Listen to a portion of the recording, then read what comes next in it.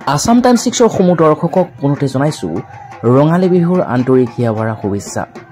আজি হৈছে গৰু বিহু। আজি গৰু বিহুৰ লগতে আজি হৈছে পবিত্ৰ চৰক পূজাও আৰু বিভিন্ন প্ৰান্তৰত চৰক পূজাত আজি ব্যস্ত থাকে ভক্তপ্ৰাণ লোকসকল।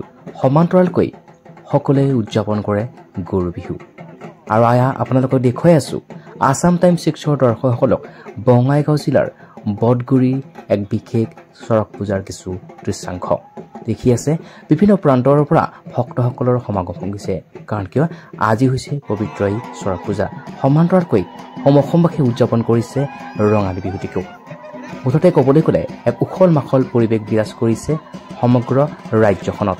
আৰু আসাম টাইমছ 6ৰ দৰ্শকসকলক দেখুৱাইছোঁ বঙাইগাঁও জিলাৰ অন্তৰ্গত বটগুৰিত হোৱা চৰক পূজাৰ আজি কিছু দৃশ্যাংশ।